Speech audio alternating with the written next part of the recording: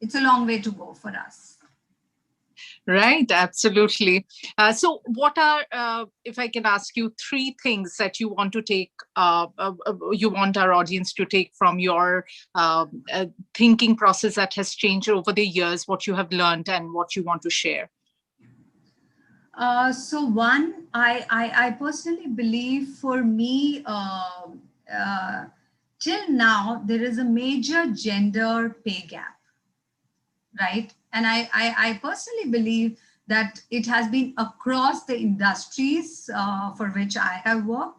So I've worked with multiple industries and various sectors, and I see major gender pay gap, right? And I think so we have to work on it. Secondly, I think so, please, all of us shouldn't underestimate ourselves and continue to remain underrepresenting ourselves. So build up that confidence in yourself, in terms of facing the world. Thirdly, as I said, there are very less women leaders at the top.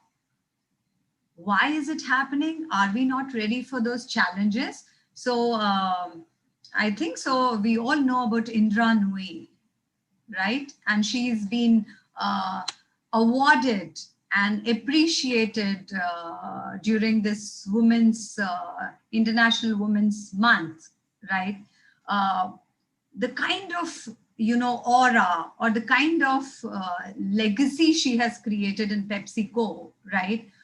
She talks so much as a strong and a confident woman. So those kinds of examples like Malala, right? Like people like Mother Teresa. So many people are around for us to get inspired, right? And those are the things probably make me think, why not us?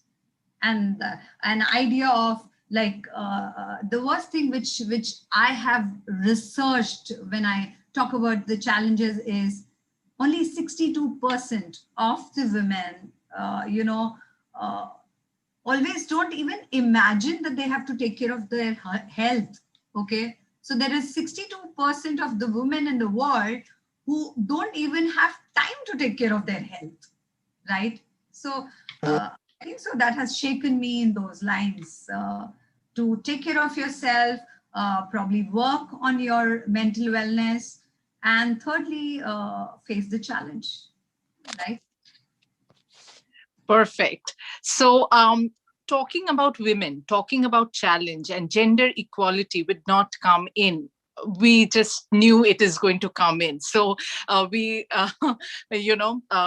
fortunately, it came to be your friend as well. But we have our next speaker with this topic. And we'll definitely take audience question.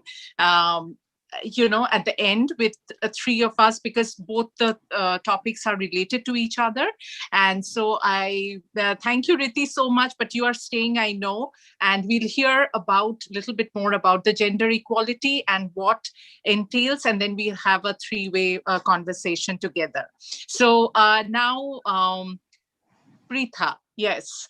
Hi, Pritha. She is our next speaker, and can I have her on screen? Yes.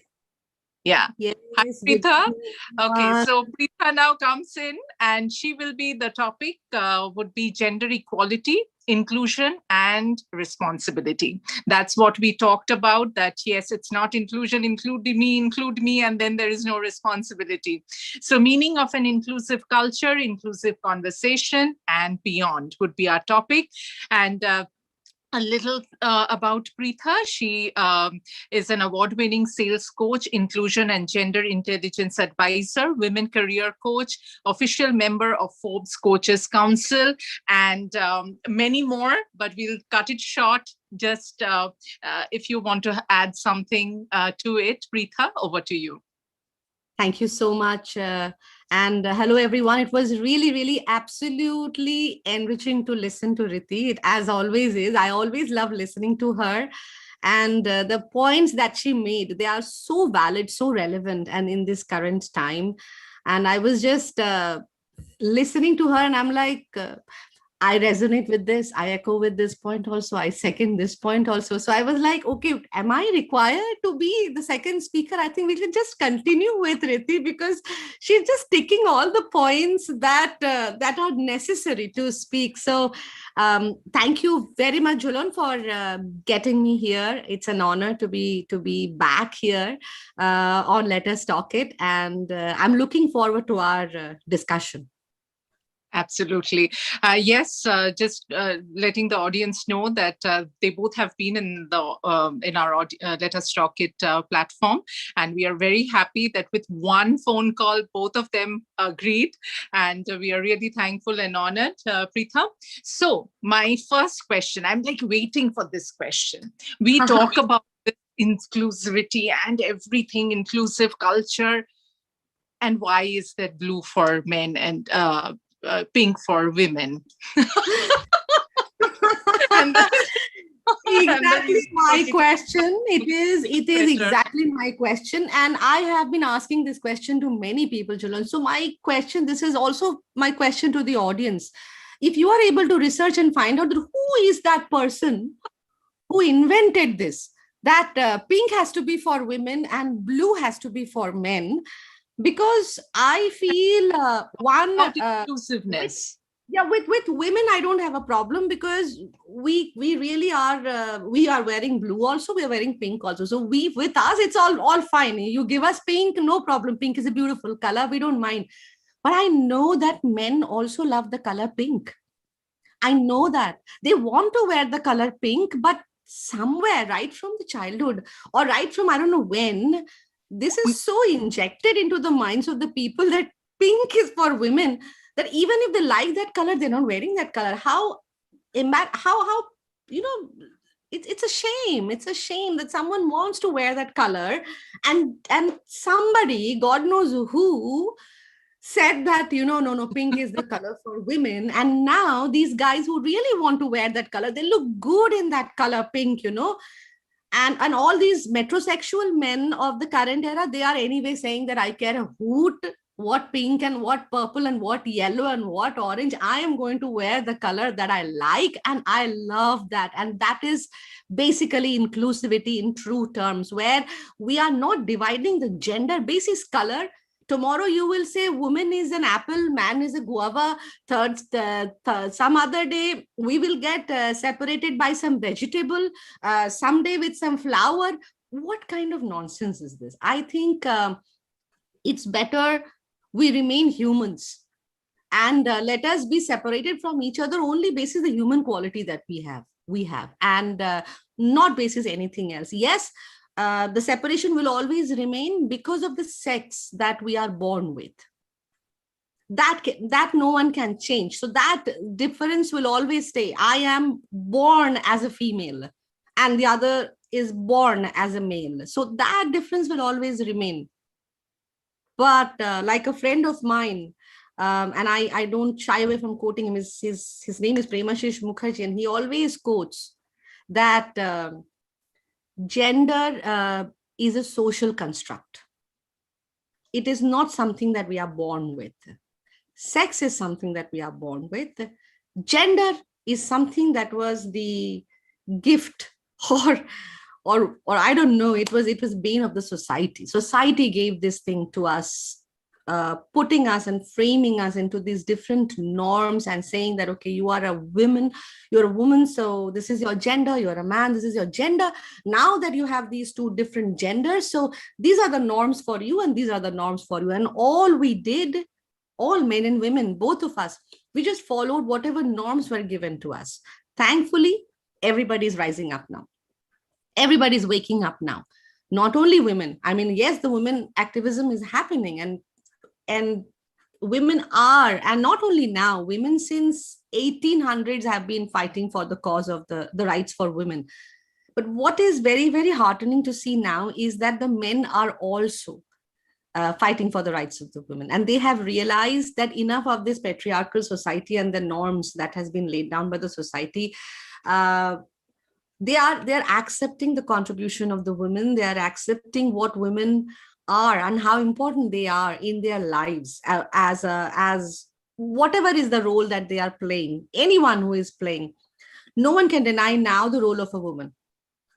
And I think that is more heartening now. So my only thing is that, pink, blue, green, orange, whatever color you like, men, women, whichever gender you belong to, please wear the color that you prefer. Please go ahead and wear what you want to. Right. But my point is a little deeper than that, that when such a thing, because when I was young and, my dad used to wear that light pink color shirt, I used to love that. And then with time, it's just this society that penetrated so hard that we cannot even think of our husband wearing even saying that I want to wear a light pink shirt. I mean, in social, I'm just saying. So then from childhood, when people have been, you are the, the male of the family and all of that, how deep is it that it will take so long to change? And what do you understand by, or what do you mean by inclusive culture, which we can, work on right now to build a better future? This is a very, very interesting question. And you are right. This is something which is very deep because it has happened through childhood, through a lot of things that we have been reading, we have been taught. I'll give you examples. All these fairy tales that we have read. What has these fairy tales been teaching us? That there's always a damsel in distress. And there is a knight in shining armor who will come and save this damsel in distress. Now, imagine these girls, us who were kids, and we were listening, we were reading these stories about Snow White or the Sleeping Beauty or the Rapunzel or Cinderella, tortured, harassed women. No matter where they belong to, princesses, royalties, but tortured and harassed, cursed, having a sad life. Oh my God. Who will save me? Who will save me? This is what the only dialogue they have given. Oh my God, who will save me? That's all. This is all I've been hearing and reading, and all of us. And this is what got accustomed. All these dolls that we used to get. Girls are playing with dolls, doing what? Dressing them up. Dressing them up in different colors and different kind of these flowery dresses. How did we as 4-year-old, 5-year-old, 6-year-old understand that women are supposed to be wearing this flowery stuff? It's all because of these fairy tales that we have been reading since childhood. The mistake is theirs, not ours. This thing has been so embedded, in these things, in all this education that we have had, that we forgot that we also read about those stories of those women who showed valor, who fought. We just, those stories just skipped our mind.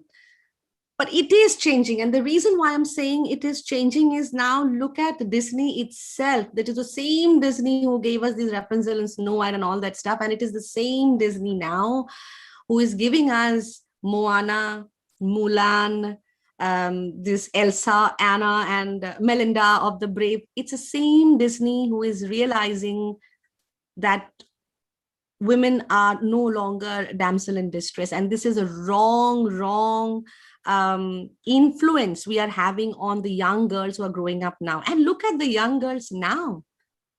Their idols are no longer the Snow Whites and Cinderellas. Their idols now is an Elsa. Their idol now is Moana. What are they learning? They are learning to be independent. They are learning to know who they are. They are learning to be equal. They are learning to be leaders, because all these Disney stories are now showing them as leaders, someone who is saving the entire clan, the kingdom. And it is so good that these young girls are now getting influenced by that kind of story, because now when they come to this position of influencing others, they will really be doing an absolute positive work. That world that is about to come with these girls and boys growing up, that I'm very, very hopeful that that is going to be a very different and a very neutral and inclusive world. Absolutely. I mean, if it has started and been engraved so deep, then these changes will matter. But how do you think, in an individual, from an individual parent, to start this, and those who are grown ups, how to change, how to bring in that conversation, how in the professional life? Now you cannot show them, Moana and Mulan and tell them, okay, change. So what changes, and how would you ask these grown-ups seeing Cinderella, and even a change in the male counterpart? That change has to also come, because it's been late, but yes, they have to change to understand that we are changing, we are trying to change as well. Yes, Better late than never, right? Yeah. exactly. So one thing that I say that, for parents, when you're upbringing, you're grooming your kid, the son or the daughter, first and foremost, have a very inclusive conversation in the house. Stuff like, don't cry. So when you, if you have a boy, saying the boy that, don't be a sissy, don't cry like a girl. Be very mindful about these conversations that one is happening. Do not say that, don't cry like a girl. Then this boy is understanding that girls are the crybabies. We are not supposed to be crying. So be very, very mindful about these conversations. Or do not say the girl that, you are a girl, talk properly, sit properly, behave properly. You can discipline your kid, both the kids, boy or a girl or anyone. You can discipline them. You can say talk properly, sit properly, behave properly, but you don't have to add that prefix, you are a girl or you are a boy, so you have to do it, something like that. Then it will not be inclusive. Then very clearly we are putting in their head that, again, those society norms, the social norms, that boys are supposed to behave this way and girls are supposed to behave this way. So this is something that as parent, we need to be very careful. And we're talking about those young parents whose kids are really small now. So young parents are from this era. So I'm sure these young parents, they understand the importance of this. So we do not have to really teach them a lot and explain them a lot for them to understand why inclusive conversations in the house is very, very important. Second thing is, you said about being in the profession. Obviously, we can't watch a Moana or a Melinda and get inspired by that. At the same time, I think, like every transformation, everything is a very top-down kind of an approach. So it starts by being an inclusive leader. So I'm going to get the leadership first on the stand and ask them to be responsible for bringing that change in the culture. Because I remember, and at this point, I would like to share a story with you. This was 20 years back when I first started my journey, my career. And I was in sales, as Julian has introduced me. And this was my first job. And it was in a place called Hyderabad.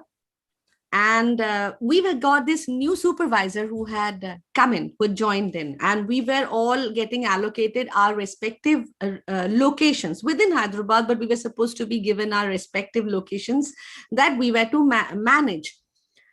So this new supervisor, Captain Ved, he gave me a location which was around 20 kilometers away, and it was an industrial area with a lot of, it was completely all manufacturing units and industrial area, and I was supposed to be managing that location. I was absolutely new. This was my first job. I knew nothing about sales and what happens is sale. Is it an easy task? Is it a tough task? Is it a safe task? Is it a risky task? I knew nothing about it. So I was absolutely a clean slate, and I could have been molded whichever way they would have molded me. Now, the minute he allocated me that, there was another senior colleague who immediately protested. No, you can't send Pritha to that location. And I was like, looked at him, oh my God, what happened? Maybe that location is, I don't know what happened. So my Captain Ved also looked at him with the quizzical look he gave to him and said, why, what is wrong? So he was very considerate, the senior colleague, very considerately, with a lot of kindness in him and compassion in him. He said, no, boss, you can't send her to that area. It's an industrial area. It's full of truckers, truck drivers, and all sorts of, people who are coming for these manufacturing units. There are laborers, and it's full of that area. Plus, it is 20 kilometers away. It is not safe for a girl to travel 20 kilometers away. And plus, it is definitely not safe for a girl to be roaming around in an industrial area. And I was new, as I said. So excuse me here when I felt, yeah, possible. He's right, maybe. This is what my mind was thinking, that, yeah, it may not be very safe for me. Maybe it is not good for a girl to go there. See, I was getting molded at that point of time with certain things that were happening because I was absolutely new. I was like a baby in that, starting new. Now, at this, Captain Ved, he looked at me, if I have an objection, to see my face and expression, that if I am also agreeing to whatever my senior colleague was saying. I had a very neutral face because I was like, whatever you tell me, I am not saying anything. My new job, I don't want to get thrown out. So he said one thing that stayed with me forever, and that is something that changed the way I think. He said, then if that was the case, if she's so concerned about her safety and all that stuff, and she cannot go to this place and she cannot go to that place, then she should not have taken sales as a career. And that stayed with me. And that, to me, is inclusive leadership. A leader who did not differentiate on a role because of gender. A leader who felt that if a man can go to that industrial area among those truckers and all those laborers and do the job, so can a woman. It depends on what she believes in. Does she believe she can do it? Then she can. If she believes she cannot, then she will not. And that is what I mean by having an inclusive leadership. The leader having to think like that. I mean, Riti was giving us statistics of a very low percentage of women leadership. There is still an activism and a fight going on about women representation in the board. For so many years now, still at that level, at the board level, the senior management level, why are people not paying a heed to these kind of demands? Why do we still have that kind of a gap in the senior leadership? I am in sales. I'm very passionate about sales. Yet when I ask people, and another example I would like to give you, there's a hiring that was happening. One day on LinkedIn, I saw a post for a job opening. And that post very clearly was requiring retail salespeople with some 5 to 7 years of experience. And they are required to go and meet up with retail individuals and do some selling for a particular industry. And very clearly, that job posting on LinkedIn mentioned that it is for male candidates only. Now, being a woman in sales, these things I take very strongly to heart. Okay, I start feeling very jittery. How come? Why male candidates only? What do you mean by male candidates only? So obviously I was not applying for it, but I could not stop myself. I immediately connected with the HR who posted this. I said, please dear, don't mind me asking this, but why is it only for male candidates? I really want to know. So she said that the HR told me that this is a retail position and they're supposed to be meeting with a lot of suppliers. This role requires the salesperson to go and meet up with a lot of suppliers and vendors. These suppliers and vendors are not very educated. They do not have the etiquette to talk. They are very raw in their communication. So as an organization, we feel that it will not be safe or comfortable for a woman to go and deal with that level of customers.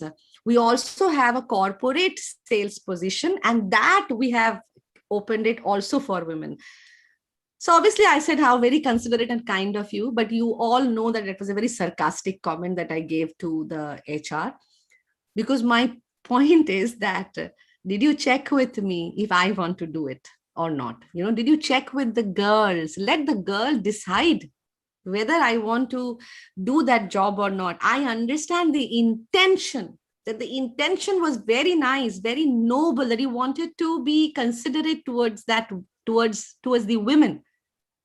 But in the process of being considerate towards the woman, what you did is you are making the women even weak, far weaker. Because what you're saying is that the woman can't even decide for herself whether she can take up that kind of, or she doesn't even have a choice, a decision to make for herself. You are making that decision for her. And that, according to me, is not an inclusive culture. And this is something which I tell the women also. When I had done a poll on LinkedIn as how many women would willingly take up a job in sales, only 30% women said yes, definite yes to that poll. Rest of the person said, I don't want to take up the job in sales. I checked with all of them. Why? It's a lot of hard work. You have to go out and step out and, meet a lot of people, overnight stay and this stay and that stay. Now, this is where again my problem is, that as a woman, if you are going to be pulled down so much but by your own self-limiting beliefs, then how can we go and blame anybody else? There is nobody else to blame.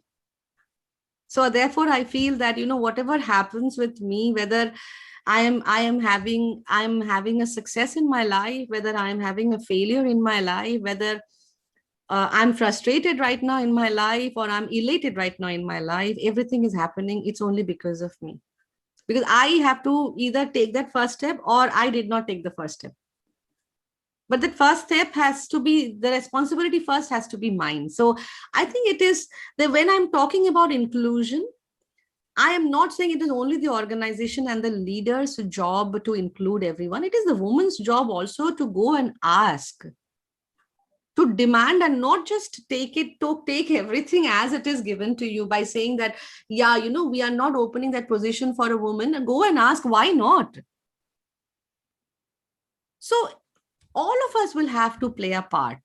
We can't just say that only one, because maybe there is a leader like Captain Ved who is willing to give that woman a chance, and the woman says, how can you give me that chance to, how can you tell me to go to that industrial place? The question that you said, Julan, to Riti, that, how insensitive you are. Exactly. So this is something which I urge all women that, understand yourself, understand your power, and make a choice, and be neutral yourself also. Don't sometimes don't wear the woman card when you want convenience, and then throw away the woman card when you want something else. Don't be that. Be very genuine and be very authentic in your demands and your purpose in life. Right. I just can go on and on asking question and have the conversation going, but I'll stop here just to see, does anyone else have any question, thoughts? Let's have some male questioning too. No, wonderful conversations. Thank you, Riti and Pritha, and especially on the fairy tales. I had never even thought about that. Why prince has to save the princess every time? That's, such a, I think those are the simple concepts. I think, we need to take, our basis from and see how these whole things have happened and how it shapes, intrinsically the thinking, right from childhood. So yeah, very, very interesting observations. Yeah. Thank you so much. Thank you. Yeah, Riti, your thoughts. Let's have thank you, Srini. And anybody else have any question? So Pritha said it quite well, and I think so. This is going with me for the childhood, about this whole idea about to get a haircut also. Lot many times I would go to a saloon, and I would be asked in my childhood, when my dad used to take me, they would ask what kind of haircut the baby wants, right? So the hairdresser would generally ask, and my dad will say, short. And he would say, is it boy cut? And I used to feel so Oh my God. this, right? And what is this men cut? I want it short, right? So probably I have been hearing this, and that's why I was talking about this so-called stereotype, right? Which makes our life so difficult. Boys Pritha, will- do you know that your haircut is like the time we were born, it's boys cut? Right. So it was so funny. And it was like with this pink and the blue. But I think so. I'm blessed to have the parents who had this inclusive mentality, and they had an equity mentality where I never had this problem being with my brother. And there was no pink and blue kind of a discussion. And it was never about playing with dolls. It was not playing with cars. I could ride a two-wheeler and a bike probably at the age of 19 and 20. So I think so. It is all about two things which I could get from this whole conversation is we all have to work on a mindset. The mindset has to be from a kind of an individual mindset, which is broader, right? And secondly, are we each of us emotionally literate, right? So in my workshops, at times I talk about emotional literacy. So do as any gender, we understand our emotions well, which makes play a major role in our lives. True. So in my training, especially with education with youth, if I see a guy crying, it's quite, the times have evolved and changed, So probably the youth also have changed drastically. And my observation is they have changed for good. The millennials, the Generation Z has changed for good, right? They understand, and probably those men in my class those young men can say, yeah, ma'am, we can cry in front of people. We can express our emotions. That's very much with the society as well. Society as a whole, it's changing. They're more aware. They're seeing more. But one thing I feel that it would be incomplete, this conversation, is without the financial part of it. That how financially strong women can choose, can challenge, can be inclusive. So that importance, that makes a huge difference in anything we speak, talk, preach. So what's the take? It's very important, I know. But and what another thing frustrates me, when they are financially very affluent and they are strong, still they don't have that voice to show their dissatisfaction or to move on, to take challenge. So any thoughts on those lines, Pritha and Riti both? So I think it's a very valid point, and we're touching it very late when we are about to end. We're touching this point because this is really a very important point. We have been seeing it. I mean, barring a few of us who are professional women, career women, who are business women, maybe we know a lot about how to manage. There are a few business women who will know how to manage their business finances, but they may not know how to manage their personal finances. There'll be similarly a lot of corporate women who are still, they know how much CTC they are earning, they know how much of money they are making, but they really do not know how to manage the money. That is, you ask them about investment, and I have so many friends who are at senior positions doing so good, and I'm asking them, okay, so what are your investment plans? How are you investing? My husband is taking care of it, or my dad is taking care of it. And they don't know anything about it. They don't know anything about how the investments have to be done. What's a mutual fund? What's a share? Or what are the other investment tools that they can go for? How it happens? They have no clue.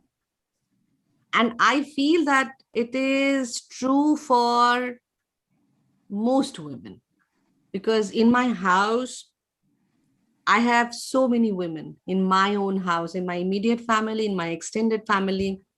And I know that other than me, no one knows about these investment options that are available in the market. All they know is there is something called as fixed deposit that we can do with the bank. But other than that, there are other options. Nobody is aware of it.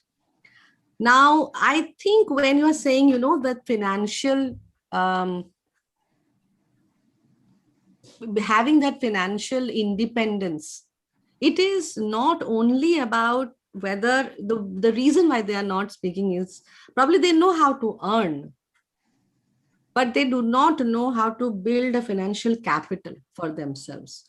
They do not know how to grow it. They don't know how to manage it. And that is the reason why somewhere in their mind, they still feel dependent on somebody else. And because of that that dependency, the mindset of being dependent, sometimes even if they are I'm just giving examples of people, ladies who are in abusive marriages, and they are still not able to leave that abusive marriage and step out, it's only because of that dependency that they have. In spite of them being educated, in spite of them earning very well, yet they're enduring that entire pain and torture and all that stuff. It's only because they really do not know how to manage their money. And yes, it is a serious concern.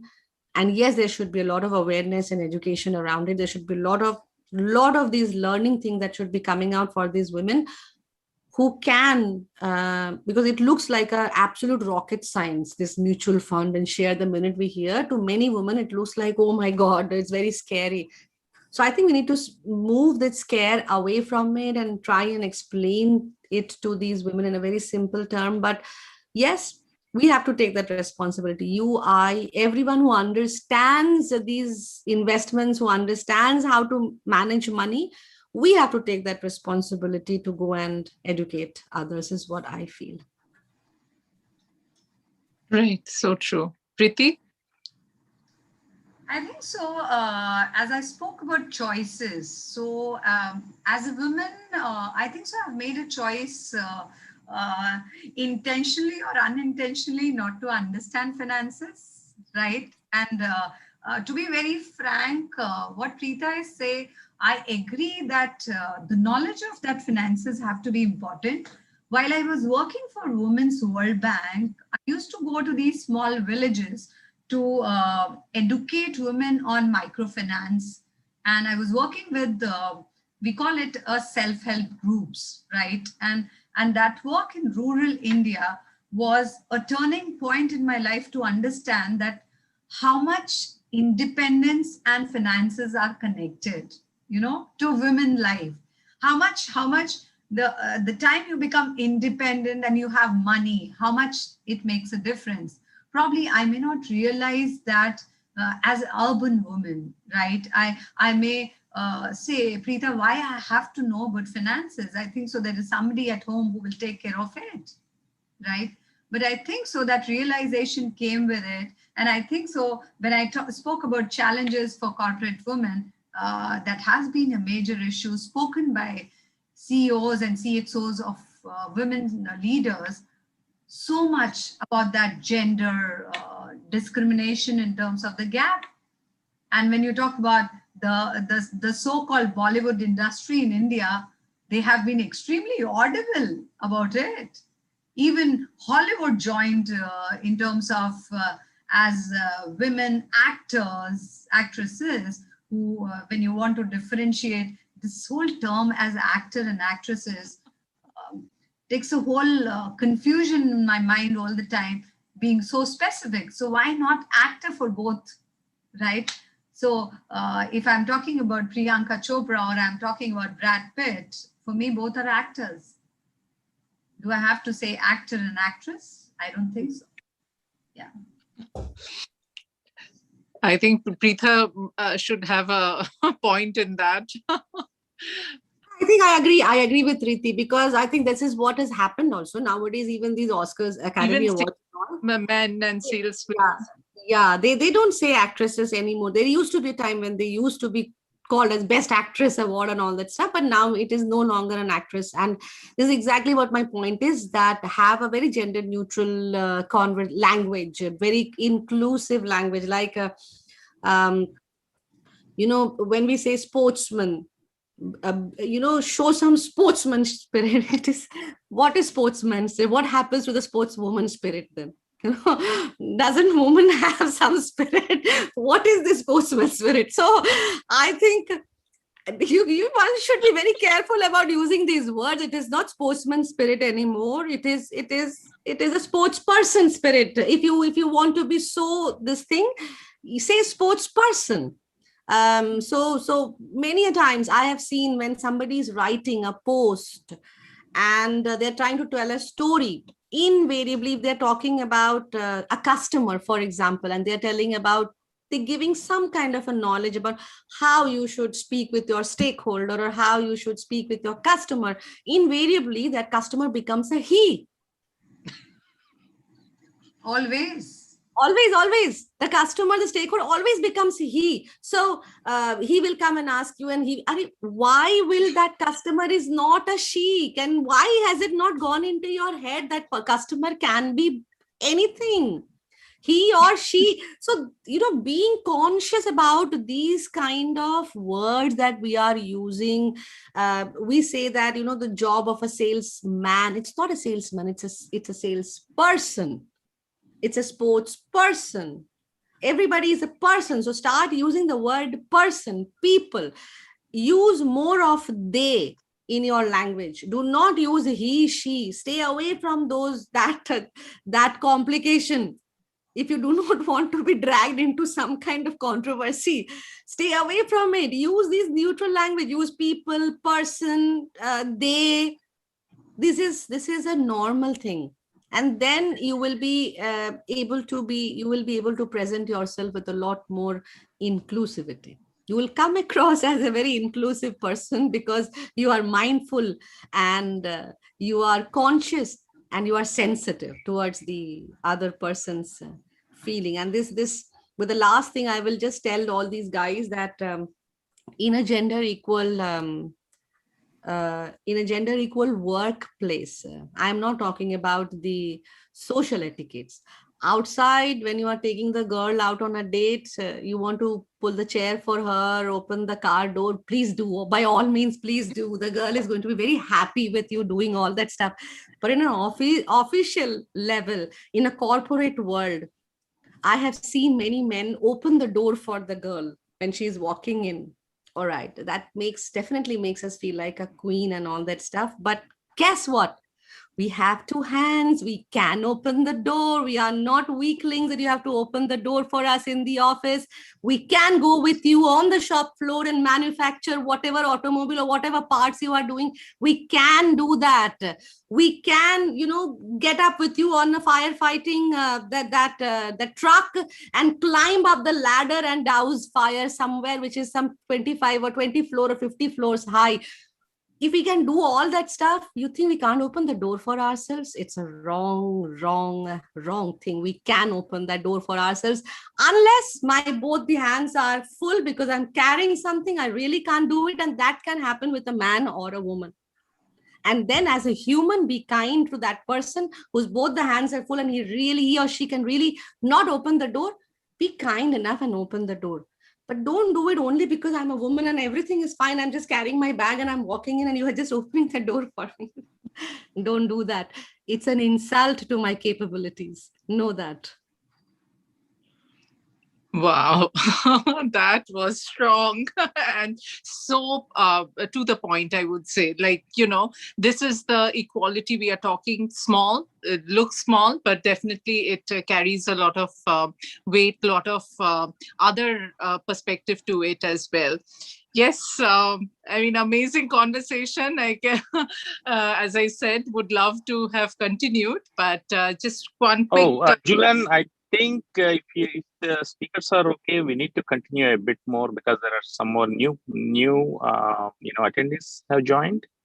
Yeah, and sure. Then also, wow. I think is it Uday Sunkara? Yeah.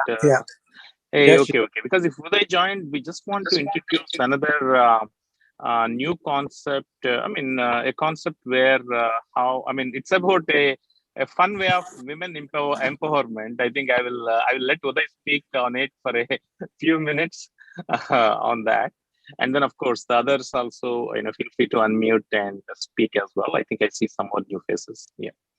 Yeah, absolutely. Welcome, Uday. Yeah. I think I've heard you speak, but I'll let you speak first. Yeah, Please. Uday is the mentor for investment education series that we started last week every week. He has deep knowledge in the investments, and also he has told very a women empowerment initiative on that. I liked it actually. Yeah, Uday, please unveil it. No, before that, I want to add something. When this thing happened, when we were talking one day about these mutual funds and stock, and I was a person who asked Srini specifically that why are we not doing this? I mean, it might help. In one conversation, I think after that, everything fell into place. He is a person who is ready to empower. I would not say women only, but together. And he started this, and we have now a group, and Uday will be talking about that. Yes, Uday, please go ahead. No, other day we were talking on buying gold concept. So, Yes. yeah. So we were talking on how to buy gold, and most of the time men are coming and asking, like, uh, uh, is it the right time to buy and or invest in gold, or where can we buy the physical gold, kind of thing. So that's when this funny conversation started. And uh, the the concept is like, when we want to invest in gold, basically women are very very fond of investing in gold. And when I sit with families to help them financially plan some stuff, they, mostly women ask, oh, no, what are your goals, financial goals? People say, I want to retire by this age, I want to buy the house, I want to, invest in stocks, I want to buy in, invest in real estate. These are the things I hear from men. And when it comes to the wife, or the female spouse, they say, oh no, we have to buy some gold for our daughter's wedding. Or even the kids who have boys, they are also saying, mothers, they are saying, like, we want to invest in gold. Okay, so how are you investing currently? They say, no, we are buying in India, we are investing, or we are buying coins here whenever the gold is low. See, one way of investing in gold is the ETFs, gold ETFs, which are the tickers like GLD and IAU. And other way is, you can buy the physical coins and put it in physical bars and put it in the safe locker or something, where you have other mm, what do you say, like, you have to protect, you have to pay for the locker. And this has its own advantages and disadvantages, because you will be holding the physical metal, whereas if you put it in ETFs, it will be a paper money, right? So if people are interested in investing in gold, I have a way of doing it in these ETFs. If downside is, yes, you need to have a brokerage account or an IRA account or a trading account. But once you set up that thing, every day you can. It is not a rocket science. You don't have to worry about. I don't know how to read the charts. I don't know how to see whether it's going up or down. I don't know the market. So irrespective of the markets, you can do. See, morning when you get up, you have to follow the gold price. If the gold price is less than yesterday's price, go and buy 1 unit. And next day, if you see the gold price is again lower than the previous day, make it a double, like pay like, buy two units of the ETF. That way you keep doing until you see uptick, like which is like the price is higher than the previous day, and you leave it. And whenever you see the lower price, you start the same process. So whenever the gold is red, red in the sense gold, previous day's gold price is higher than today's price, then you will buy today.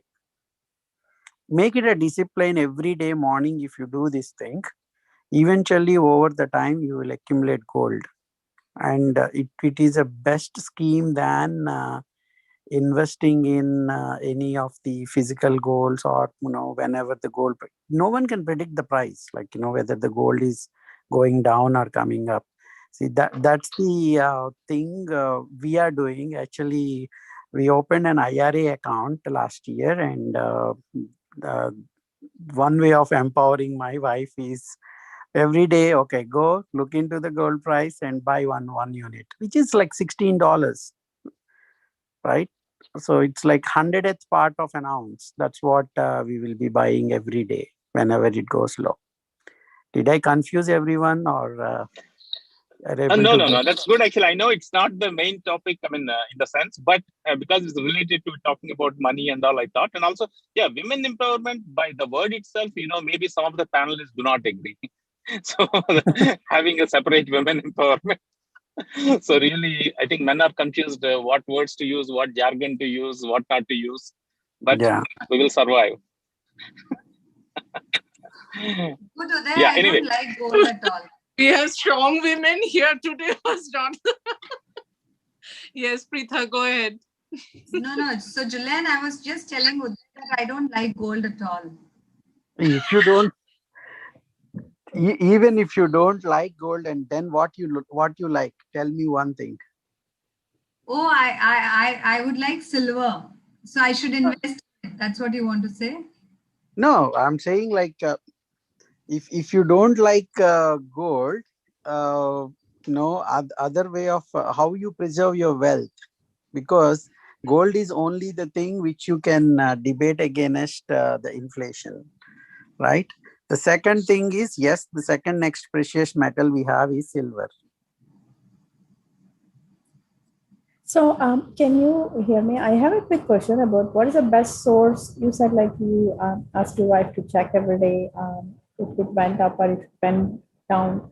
So, what is the best source of information for this to check? Because there are several sources where you can check the price, right, for the gold. Yeah.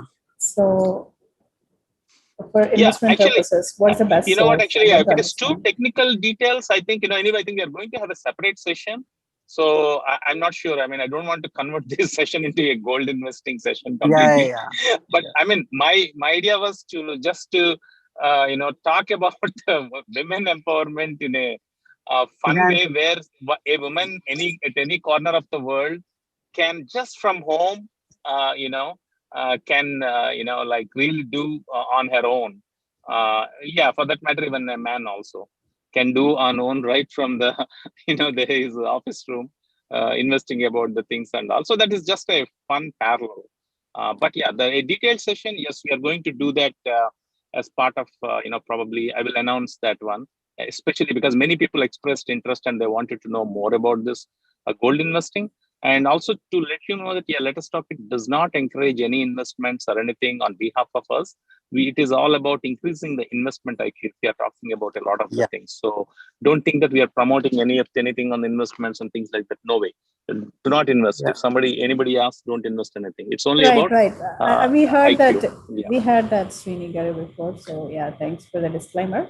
But we want to understand basically what we're trying to do. So we just want to understand. Yeah, sure. I think we will definitely experts here get back with who the is already special familiar session with on that. that. I think that's where on the details. Yeah. Srinigaru, like I have one video.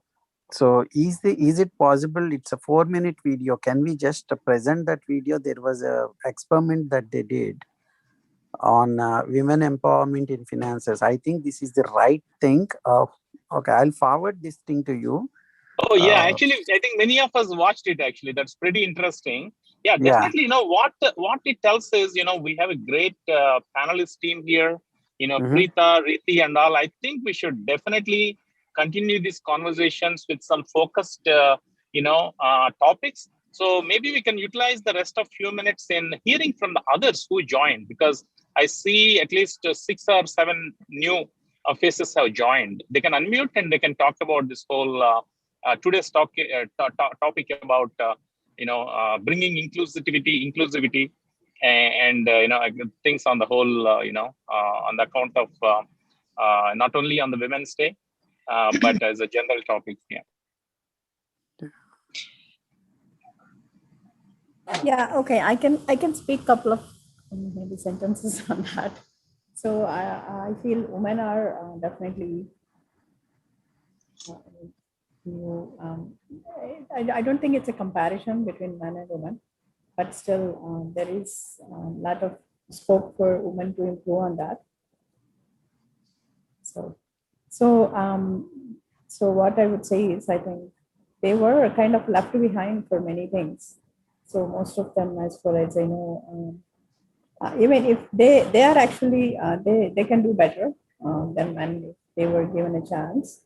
But some of them are, I think, kind of left behind, and some of them they take it on their own hands, as far as I know.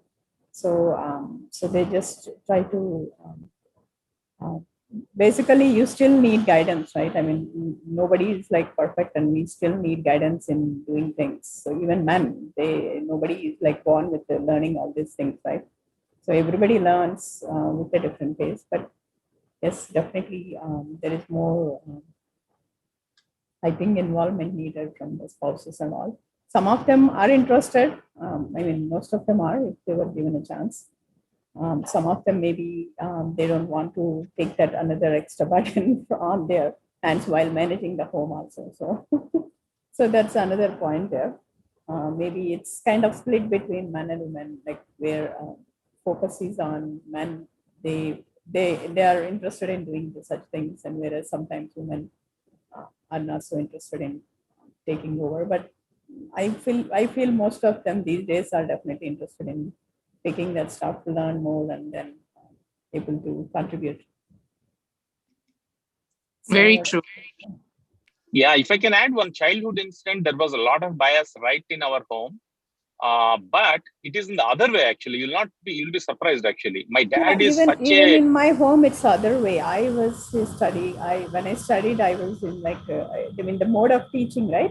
I was in English medium, whereas my brother was in Telugu medium. So, I don't think, yeah, so it's the other way. I don't think it's yeah, I will explain mine, actually. My father is like a great psychologist. From childhood, he made like my brother and myself, we are like 2 sisters and 2 brothers. He always used to tell, this property all belongs to 2 sisters. Okay. So you have to earn on your own. You have to earn on your nothing. There is, not going to get a single rupee from this. That is the way he used to tell from childhood, actually. My father and mother. They love the girls, and of course they love us too. But they made it a point. I didn't really understand why they made it like that. I never got a chance to really debate on that. But that was pretty interesting on the other side. I think that's basing on our culture, right? So that they want to protect the girls no matter what. Yeah, but equal sharing should be there, right? They use like they right feel that, childhood. See, especially your dad, right? He belongs to a previous generation where they feel that the girls require more support than men. So that's where I think this. Yeah, I thought there will be a surprise or something like that, and then there is no surprise at all. So that's how it started and ended. It's all aggression, I get reminded of this Khasi people of Meghalaya, India, the northeastern state of Meghalaya. There is this Khasi tribe. And in the Khasi tribe, it's a matrilineal culture out there, which basically means that there the child takes after the mother's surname, not the father's surname. And the property of the parent is inherited by the girl child. The boy child gets nothing. It is only the girl child who inherits the property, and they also take up the mother's surname. So Maybe they're I'll go having for adoption there. yeah, so they're having a girl is a very happy thing. If you have a boy, then you know your property is gone. It will go to a trustee or go to some charity when there's no one else to take that property. But if you have a girl, you know that the property is staying in the house. Similarly, I used to work a lot on a project at Papua New Guinea. It is a small country above Australia. Now, in that culture again, it is the boys who has to pay. So they consider themselves very lucky if they have daughters. If daughters are born to the family, because having a daughter means she is going to get dowry. So the boys have to pay dowry to get married to the girl. So the minute they have a boy child, they get all very sad because now they have to start collecting wealth and money and everything for the dowry. So these are also cultures, they're part of the same world. The same world which had earlier built these kind of patriarchal society. There are also these cultures which are so matrilineal. Yet these are very far and few. Again, these are not the right examples because, like Srini said, it is not a gender equal society again. It is again tilted towards one of the gender. It is so all these societies which is favoring one gender over the other probably is not a very healthy culture to be in.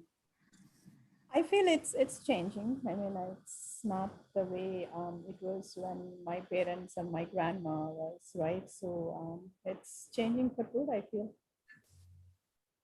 It is definitely. I mean, right from my childhood, I have this kind of a hair. My parent never said, grow your hair. You are a girl, you need to grow your hair long. I don't know what I would have done if they would have asked me to grow my hair long.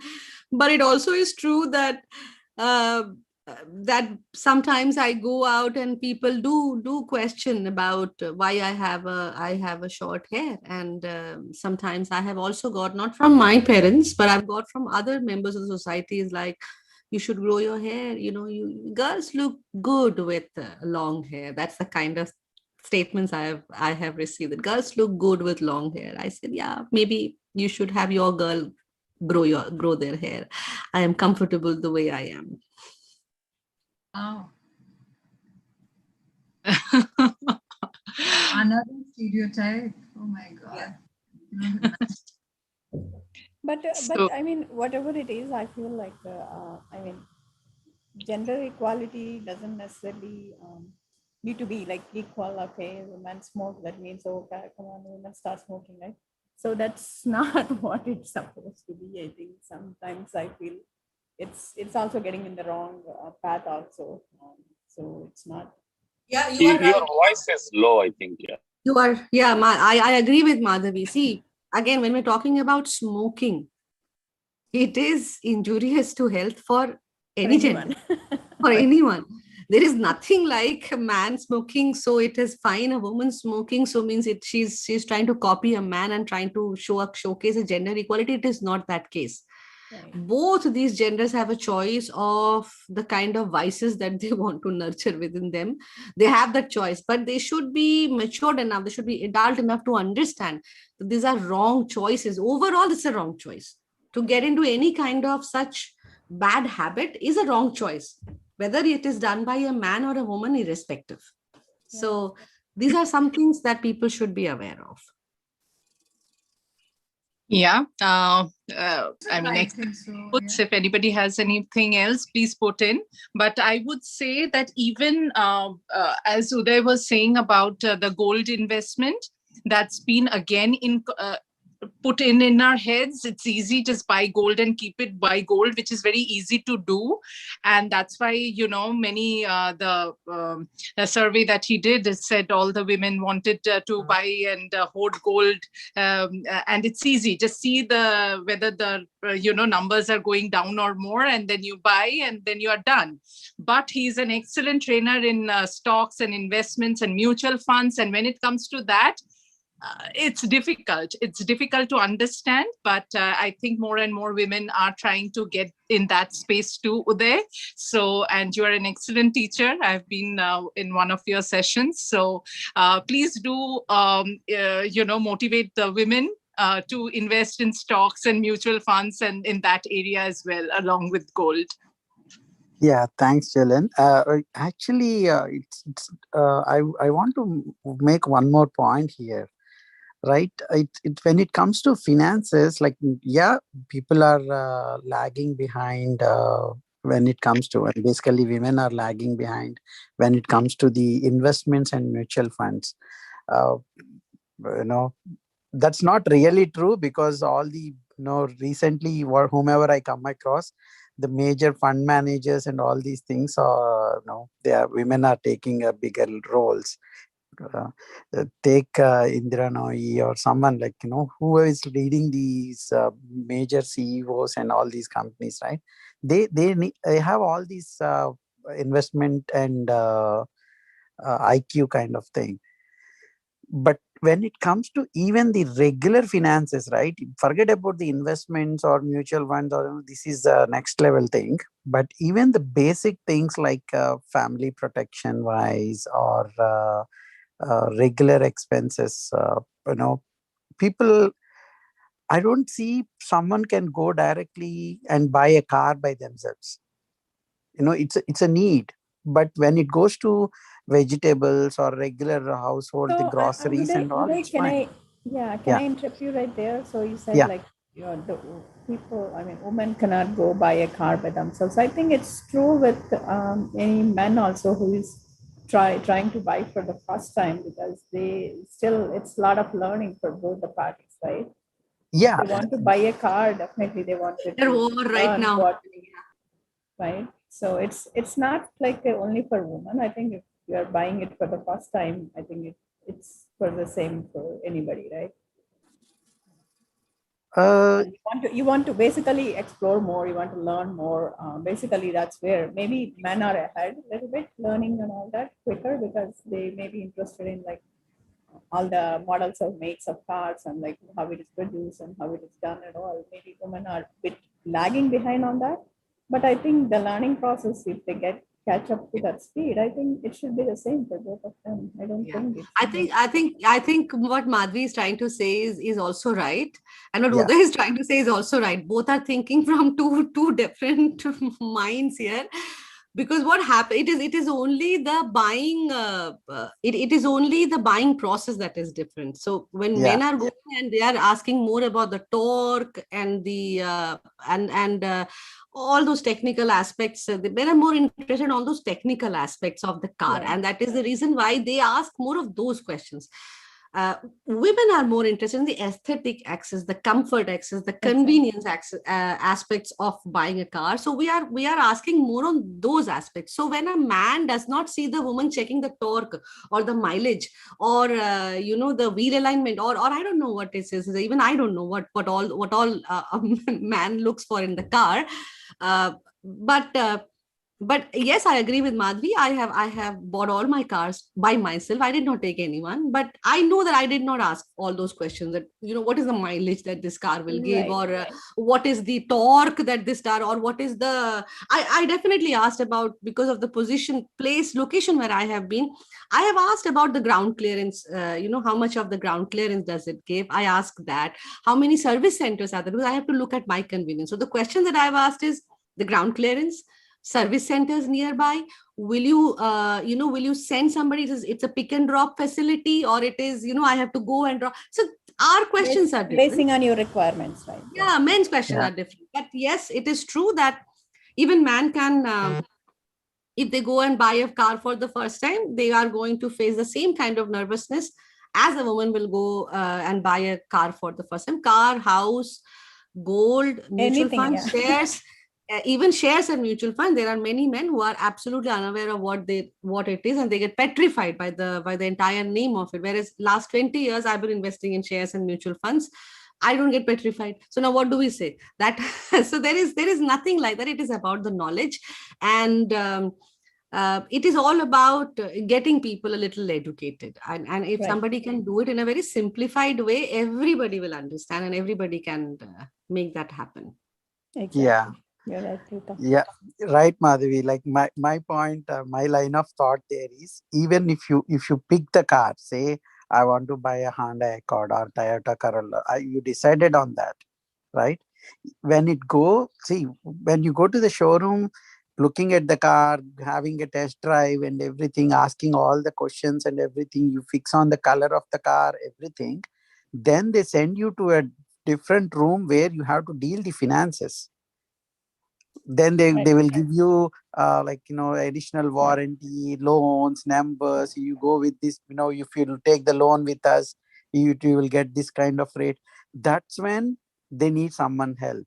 So so that is where I'm feeling like they need to get more educated and having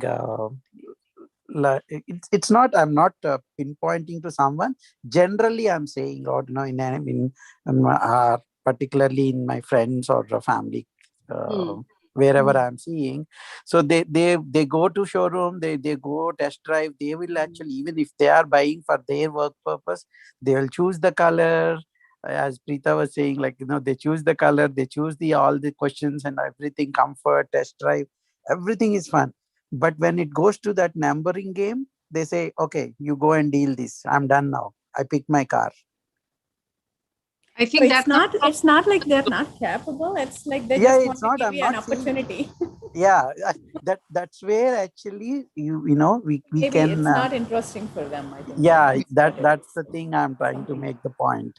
I mean, but you know what? If you were given a situation that you have to deal with it, definitely the women are capable of dealing with it. That's what I'm saying. So Yeah, Yeah, I think they so, can. Madhvi. Okay, if I can pitch in Madhvi and Uday, I think so. Why to debate on this? Because I personally believe, as men and women, we can definitely differentiate in terms of their core competency or core area. So what is a man good in and what is a woman good in? It can be not judged like this in terms of, so if a man is technically sound and the woman cannot be, can be, and I've seen a lot of men liking the pink and wearing the flowery prints and all those things. So um, I think so. It's about the mindset and the culture and our upbringing and a lot of influence around us in terms of the society and people, right? you're exactly right, Riti. I think if Yeah, because somebody, I I mean, think if so. let's say you have two partners, one is good in the one better than the other one, sometimes you tend to give it to them, saying, okay, yeah, you handle it because you have a Absolutely. better understanding of this of things. So, and I can do something else better, right? So it's like Yeah, so if I have a better half who can take care of finances, it's fine. I have to learn about it. It's a different story, right? right. But let's not try to be in a mad race of proving ourselves right as men and women, right? Even as women, we don't have to prove all the time that we drive better and we are better than men. they No, should. Something, that's true. yeah, something is good in both of us, right? Riti, you made a good point actually. The upbringing of wherever we grow up and all those things matters a lot. Other day I was talking to someone, see, when my cousin, my uncle's son, he's just 15 days younger than me. When we are, it's just childhood thing. When we were in I think 8th or ninth grade, he grew when he was in hostel for all the time, right? When he came for the holidays to our house, my mom asked him, go and get some eggs, and he asked, how many kilos. You know what, it's not about men or women there. He because he was not exposed to shopping at all till his 8th grade. Oh, oh, where So was he's this asked, debate goes, right? There, in Yeah, terms of, I can do something good. My husband can do something good. My brother can do something good. Where is this gender coming in? In yeah. terms of stereotype. It's all about how you grow up and what you are interested in and the surrounding. I mean, the situations you faced while you grew up. All these things matters a lot. Yeah. Yeah, the surrounding, the people you work with makes a lot of difference in terms of changing your perspective and thought process. Mm-hmm. Yeah. Yeah, I think the gender comes into the picture at some scenarios. Obviously, with especially, I think the culture we were brought up, right? So have few things done by men and have few things done by women. So that's how I think, basing on the culture. So that's where the gender bias come into the picture. I feel. So there is an interesting video, Madhavi and Uday, if you can, watch sometime. It is of Sadhguru Jagi. Okay. He talks about this Who is whole Sadhguru? Sadhguru Jagi. We call him Sadhguru Oh, okay. Jagi, who I'm stays just kidding. I'm a big Yeah. follower of him.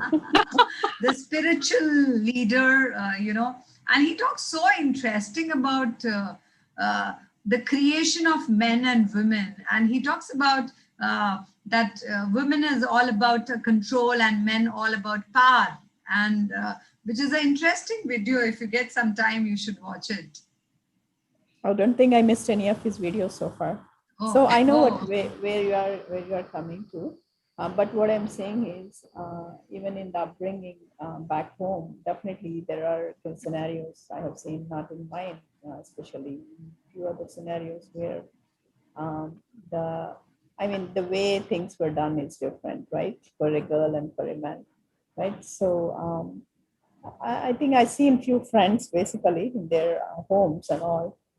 The girls supposed to do all the household work, and men, the boys basically, the girls are supposed to do all the household work, and boys are they let they let them go. They let them do whatever they want. They are not supposed to do any household work.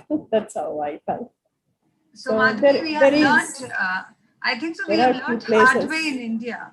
We have learned hard way in India that men have been a major support as far as my home and, is concerned. And all over India, when you talk about pandemic, we never had any support system.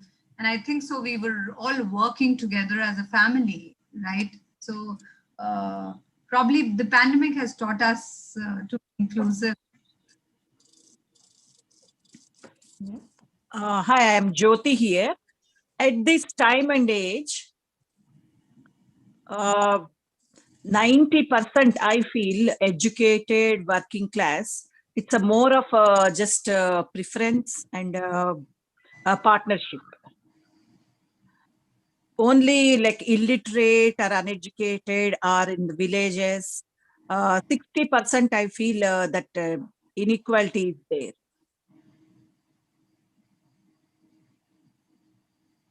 Not necessarily Jyoti Garu. There is some educated who, don't. There are a lot of stories, right? We hear every single day. So educated also doesn't necessarily. No, but education, compared to like sometimes two generations before and now, right? yeah, a lot of Education is improvement. not necessarily bringing awareness to people. That's the sad part. It do bring. For people, we see in still those whatever those are coming up, right? Those stories that we hear every day. So it does feel sad to hear those stories who are educated and behave uneducated. So because our education system does not provide all that stuff as part of the curriculum, right? Which is missing, obviously. It mainly focus on social science, history, math, physics. There is no such subject as emotional well-being and all that, right? So that's something maybe they should start in schools.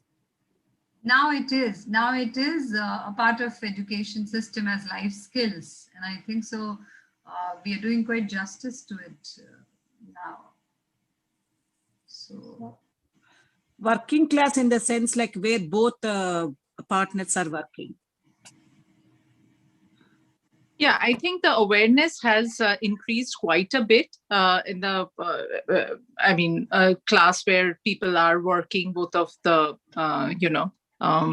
male and female, they are both going to work, they have to manage. But yes, there are some issues that we hear in and out that they know how to suppress it, put a, nice facade. That is also there. But the, the poorer people, they are more into this trouble, and still that equality is still yet to be seen. That's true. Any other thoughts, any other feedback from anyone who has joined in?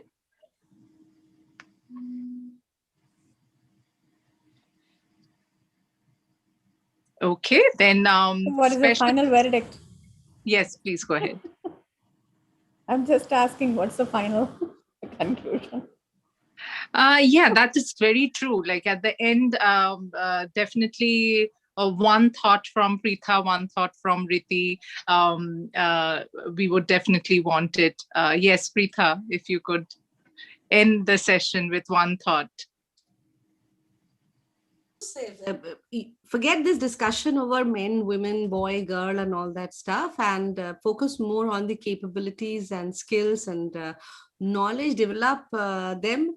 Our time has whatever molding and grooming we are supposed to have gone through. We have already gone through. Like Madhi was sharing, our upbringing has been a little different, but how we are upbringing our kids is something that we can be conscious of, and as much as possible, be very inclusive with your language, your communication, with your attitude, with your behavior. So I think that is one thought. Like, forget about men do it this way or women do it that way, or this is how or that is how. It's the challenges are with both the genders. Both the genders have their strength and their weaknesses. It's a question of how both these genders can come together, or any human for that matter can come together with each other and leverage each other's strengths and work together towards a bigger success for themselves. Absolutely, well said, well said. I agree completely. Yeah. It's all about why conclusion, why every conversation has to conclude that way. And Julian and Srini, I think so. Let us talk it is all about just conversing with each other, trying to brainstorm, bring a different thought process, multiple ideas and opinions, and it should go on as a process, as learning, rather than stopping it somewhere. So whatever we have discussed today as the team of people here, okay, it's something where we have to just take it ahead. It's a long way to go, we understand it, but somewhere something has to be given a start, right? So every beginner needs to begin with something. And I think so, I would generally avoid a conclusion to such talks. And I want all of you to just sit back and think, what can you change about thinking about this whole conversation and celebrating womanhood, manhood, and talking about there is an International Men Day, but we still don't celebrate it so high. It's not so hyped as Women's Day. So I don't know. I never want to conclude something. Yeah, it's not just a conclusion. I'm just kidding when I said conclusion. I just so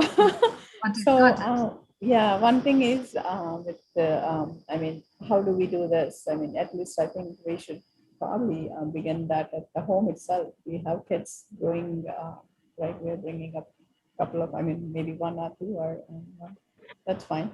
So those kids are watching us. So I think the more the woman and mother is empowered to do things, they would have that. They're learning as they grow, right? So that's how they see the world also in the future. So I think that that's something that we need to improve on at home. So that's Right. maybe to begin with, because forget about improving, forget about coming to the society, that we will go ahead. I mean, we can make that as an extra, but at least to begin at home. Right. Yeah, absolutely. Cannot agree more. Start from that house, start from yourself, can be our last takeaway, and then do some action as well. Right. So they see strong mothers, they grow up strong, and then they see the outside world also. I feel that's what my feeling is. Maybe I'm right or wrong, I don't know. But I think that's where it starts. Yeah, absolutely. I think there is no right or wrong here. It's just your way, and doing it diligently, doing it purposefully, and it serves. Any other thoughts? I just wanted to remind everyone, we have the two youth sessions, youth webinars, which will be happening this week. We have a younger youth group who will be going live with their topic, their favorite sports games, and they are passionate, and they would love to talk about it. If you have kids, please let them join in, interact with our panelists. They are super enthusiastic, and we do prep sessions as well. And we do that younger youth group webinar will happen on Friday at 8:30 p.m. EST. And the older youth group who will be going live on Saturday, 4 p.m. EST. And their topic is about the science of compassion, why it happens, how it happens. And they are choosing people, ordinary people doing extraordinary thoughts, extraordinary things, thinking differently. And that is their topic. So if you like to join, it's the same Zoom link to join. And anything else that we have to add, Shini? No, we are good, but I think today is definitely an interesting session, and that we should definitely continue on this topics. I think this is very interesting. We have got a good panelist team and topics, and I think we should spark more debates. So that is the homework for you, Julia. One other thing, Srini Garu. So maybe you can, whoever has maybe a boy and girl at home, they can also bring them in the conversation and see if they feel anything different. And you will find in our youth group. So I don't know if you will be in trouble, but I'm just kidding. Sure, we will have these sessions continuing, and thank you, Pritha and Riti, for staying up so late, making you work not 24/7, but I have crossed that limit now. Riti was saying that, you will make me work 24/7. I don't know now what you should tell me, but thank you for agreeing, being so, inspiring, motivating, and interacting till late. Thank you so much, both of you. Pleasure is ours. You guys are in India, both of you? Yes, I'm in Bombay. It is 12:30 midnight right now. Oh, wow. Nice. That is women in you guys were able to join. That's awesome. Thank you. Pleasure. Yeah, our special thanks. Dhonnobad, Pritha. Thank you. Pritha being a Bengali, I cannot, feel that special. She couldn't say no at the first place, I guess. But thank you so much. Thank you, all of you. Thank you, Uday, Madhavi, for joining in, giving your, feedback, your thought process. And yes, we will look forward to more interactive sessions like this. And thank you, everyone who has joined in on our social media. And we wish to see you again this Friday and Saturday for the youth sessions, and next week, Wednesday, 12 p.m. EST for another ZIPINAR. Thank you, Jyoti also. Yeah, thank you. Okay, wonderful guys. Bye. Wonderful girls. Bye-bye. Bye.